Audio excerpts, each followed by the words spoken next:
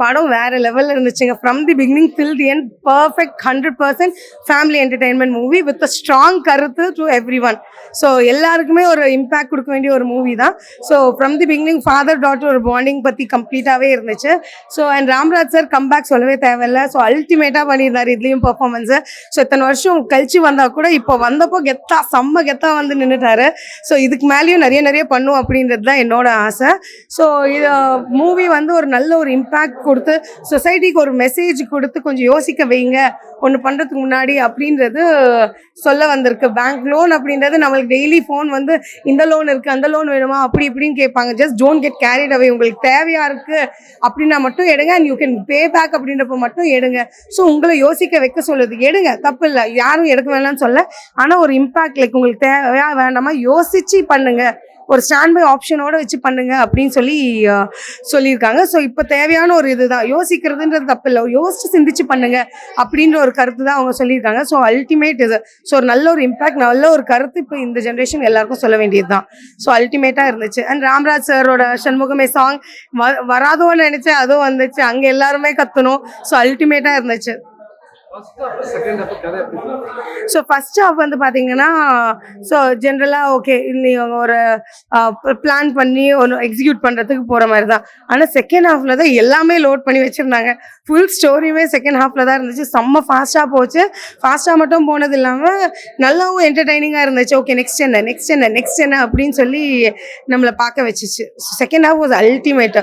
First half was கெத்து. Second half கம்ப்ளீட்டாகவே emotionally எல்லாமே மிக்ஸ் பண்ண வச்சிருச்சு செகண்ட் ஹாஃப். அந்த 3 பேர் ஃப்ரெண்ட்ஸ் செம்ம கியூட். அந்த லாஸ்ட்ல யாரும் மிஸ் பண்ணாதீங்க, டைட்டில் அந்த நேம் ட்ராக் வரப்போ எல்லாம் கெத்தா வந்து அவர் அந்த பில்டரை தலைகீழ நிற்க வச்சு அட்டாக் பண்ணுவாங்கல்ல, அப்போ அவங்க பில்டப் எல்லாம் வேற லெவலில் இருக்கும். ஸோ அந்த காம்பினேஷன், அந்த 3 ஃப்ரெண்ட்ஸ் காம்பினேஷனும் ரொம்ப நல்லா இருந்துச்சு.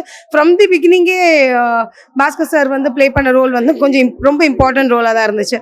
ஸோ அவர் க்ளோஸ் ஃப்ரெண்ட்ஸ் மாதிரி நல்லாவே ஒருத்தங்களுக்கு ஒருத்தவங்க அப்படின்றது ரொம்ப நல்லாவே காமிச்சாங்க.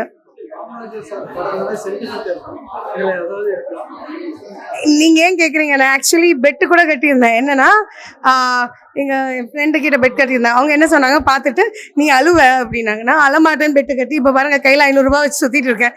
So because I cried off. ஏன்னா அது ஒரு emotionally being a daughter of a father, அந்த ஒரு ஃபாதர் டாட்டர் பண்ணுறதெல்லாம் கொஞ்சம் இமோஷனலி நல்லாவே கனெக்ட் ஆச்சு. ஸோ அதே மாதிரி சங்கரான்னு கூப்பிட்டு இருப்பேன். நான் எங்கள் அப்பா கிட்ட வாசுதேவான்னு பக்கத்தில் இருந்து கூப்பிட்டு இருந்தேன். ஸோ அந்தளவுக்கு ஒரு ஃபாதர் டாட்டருக்கான பாண்டிங் காமிச்சிச்சு நல்லா இந்த மூவியில். இளையராஜா சார் மியூசிக் வேற லெவல்ல இருந்துச்சு. ஸோ அந்த சாங், அந்த marriage song was very very nice. அதை நான் ஆல்ரெடி ஒரு வாட்டி கேட்டேன், இங்கேயும் கேட்டப்போ எனக்கு ரொம்பவே நல்லா பிடிச்சிருந்துச்சு. நான் போகிறப்ப என் ஃப்ரெண்ட்ஸுக்கு சொன்னேன் இது எனக்கு ரொம்ப பிடிச்ச சாங் அப்படின்னு சொன்னேன். ஸோ அதனால சாங்ஸ் வைஸ் அல்டிமேட். அவங்க காம்பினேஷன் வேற லெவல்.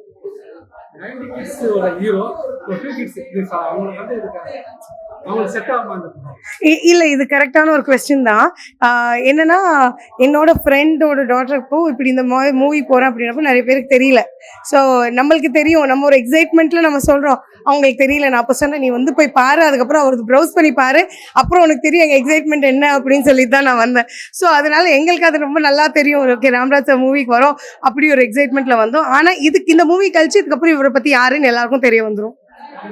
இந்த கிட்ஸுக்கு, இந்த ஜென்ரேஷன் கிட்ஸுக்குன்னு சொல்லுவேன். நம்மளுக்கு எல்லாம் தெரியுங்க, அதுக்கப்புறம் இப்போ இருக்கிறவங்களுக்கு தெரிய வந்துடும். கம்ப்ளீட்டா எல்லாருக்கும் ஒருத்தவங்களுக்கும் லிங்க் இருக்குங்க. எவ்ரிவன். இப்போ நம்ம சும்மா ஸ்டூடெண்ட்ஸ்லேருந்து எல்லாருக்குமே லிங்க் இருக்கு பேங்க்ன்றது. ஸோ ஒரு இம்பேக்ட், அந்த கருத்து சொல்றது எல்லாருக்குமே பொருந்தக்கூடிய ஒரு கருத்து தான். ஸோ இவங்களுக்கு அவங்களுக்குன்னு இல்லை, எல்லாருக்குமே பொதுவான கருத்து, எல்லாருக்கும் தேவை, எல்லாரும் தலையில ஏற்றிக்கணும், அந்த மாதிரி ஒரு கருத்து இருக்கிற மூவி தான். தேங்க்யூ.